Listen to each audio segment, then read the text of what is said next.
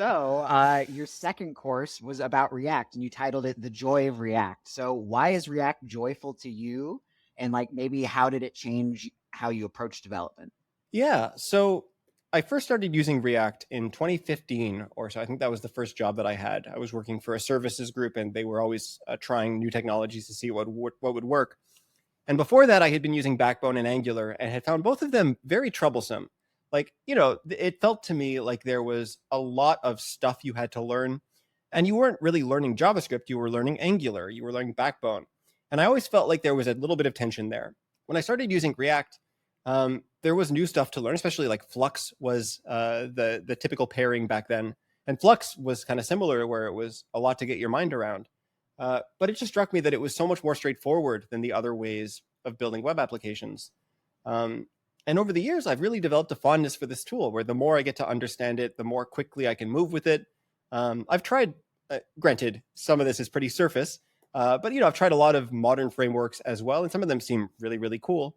But like with Svelte, for example, even though I really enjoyed using it in the couple of projects I've used it for, it felt like it had a little bit of that magic box sort of component where, instead of using an if condition or a ternary operator, you have your little, I forget what they call them, but you have a little data attribute sort of thing that has, or like view, also you have view if or vif.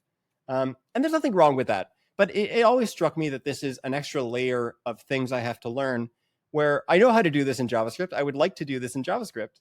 So at least for myself, React really sort of worked with the way that I like to work. And similar to the CSS course, like I did know a lot of people, not really the same people as the CSS course, but a lot of people who would try to learn this thing and sort of, especially when teaching at the bootcamp, like it really, because we would teach React and I would see how many people struggled to really get the pieces to click. So that was sort of the same thing, but I knew that I would want to create a React course at some point. I had actually started working on a Whimsy course back in 2022, whenever that was. But my Whimsy course will have React components. The whole thing won't be React, but I will have maybe a module or two on React. And it occurred to me that I should build the courses in the order that people should take them. So that was sort of almost by default what my second course wound up being. And it wound up being a course that I'm really happy with, and a course that I think more than my others is really focused on the practical elements of how to get started. It is, like, I'd say, a little bit more aimed towards intermediate devs, junior to intermediate. Although actually, I did a survey recently and was surprised how much experience people had. But that was sort of who I had in mind when I was building the course, is like a recent bootcamp grad, right? Someone maybe 6 months into their career, really struggling to understand this thing. And it's been a lot of fun to work with people and to see the effect that a course like that can have. Just kind of tying this back. So we talked a little bit about CSS and the sort of like evolution of CSS. And even though there's been a lot of stuff that's been tacked on, it feels like over time, CSS has actually gotten a little bit easier. There's more to learn, but like accomplishing certain tasks is just easier. It's like you can center a div now. It's not a problem. It's Yep. like we're past that being a hard thing.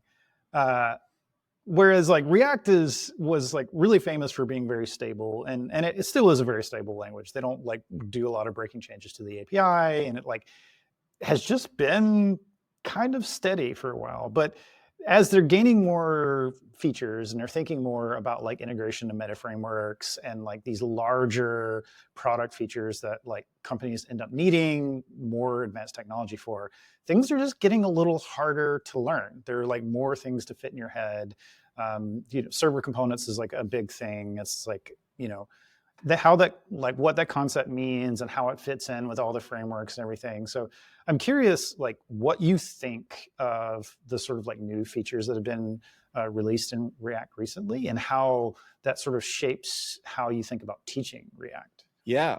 So the timing actually worked out really well for me, in that I had always planned on having the final module of my course be on full stack React, so using a meta framework.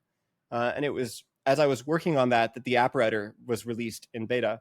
So the timing of that was really lucky, and it actually worked to my benefit that I'm so slow at making courses, that I had planned on finishing it much earlier. But yeah, no, it's definitely a lot. And it is interesting. Like there's this State of React survey that happens every year. And every year I'm surprised by how few people are, something like a third of React developers have never used server-side rendering. Like it's not small numbers, and most people are still using React as a SPA, like as a single page application. It's interesting where I don't think it's fully true that the React team is like, sacrificing client-side only React applications and all in on server-side full stack sort of setups. But that is undeniably an area of focus for them.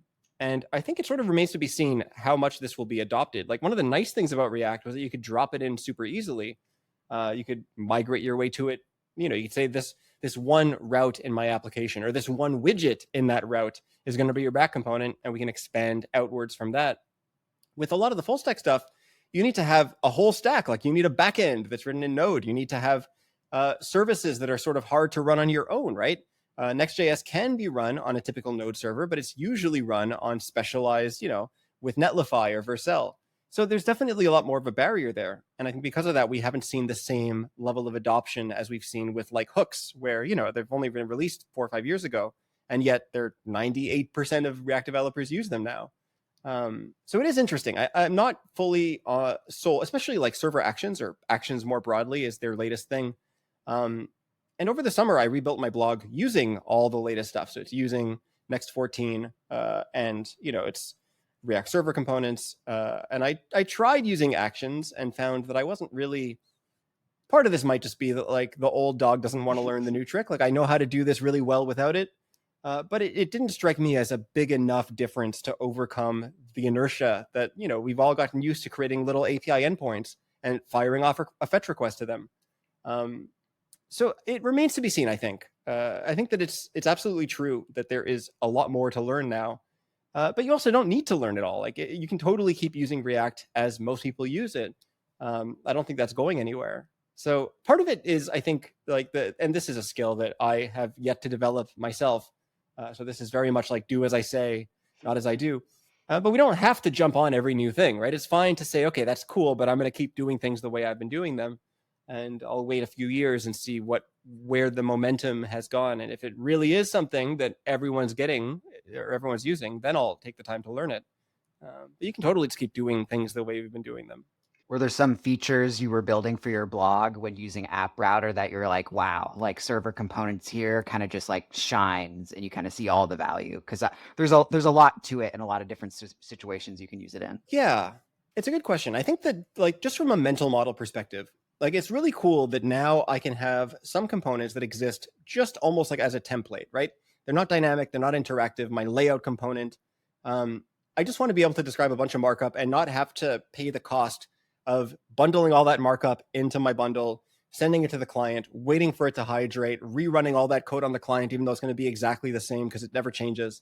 It does sort of feel nice that like, hey, now we don't have to worry about this. Right now I can have some components that only run on the server the way that PHP works, right? But at the same time, you have this really nice integration where you don't have to learn an entirely separate language on the front end. It's all still React. So the mental model is a lovely thing and something that I really enjoyed using. I had honestly expected there to be more of a performance improvement because of that. And maybe it's just that I had very few server components. Like I have all the little sound effects and stuff mean that component has to be a client component.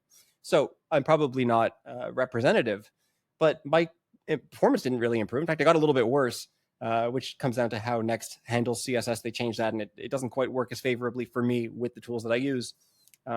Still good, but it hasn't really, I wouldn't say that there was anything about it that I found, and this is sort of why I say it's okay to keep doing things the way you've been doing them. In fact, I have 2 main projects that I work on now. I have my blog and my course platform.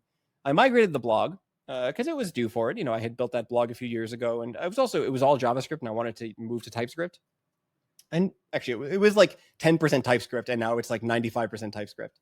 But my course platform is still using the Pages router, still using the older way of doing things with Next.js. So it's still a full stack application, but it's not using the latest thing. And I don't really plan on changing that anytime soon. Like, as far as I know, the Pages router is not being deprecated. And it really doesn't strike me as bad. Like, I still think it's a really cool way to build applications. So maybe eventually, again, if the community really makes clear that this is where we're all going to go, I'll jump on the bandwagon. But for now, I think for that application specifically and for listeners more broadly, right? If you're in this situation too and wondering if you should migrate, give it a shot if you want, but don't feel any pressure like you have to, because I don't think you do. Yeah, I agree with that. I feel like a lot of these advancements, especially in like JavaScript frameworks, they hit on these relatively, I won't say niche, but they're like advanced performance features that like, teams that are shipping big products ultimately need. And, if you have a small site, you could probably still benefit from these in some ways, but like usually if you have a small site, performance isn't like the first thing on your mind anyway, right? That's why, like you were saying, there's a lot of people just still doing single page apps. And, a lot of them are just like, struggling to push out features as fast as they, need to just like maintain their business. So it's like the performance thing isn't like top of mind anyway. So definitely use what you're comfortable with. And, it is, the old adage is like, make it work, make it right, make it fast. It's like in that order. Yeah. Yeah, I don't know. There is a trade-off with adopting a lot of this complexity.